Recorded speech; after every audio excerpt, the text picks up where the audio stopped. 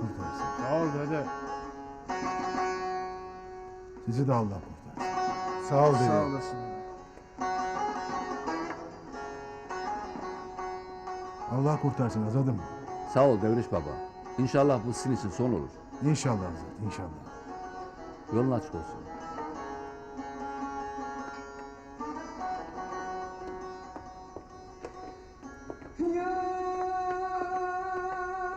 Geçmiş olsun dede.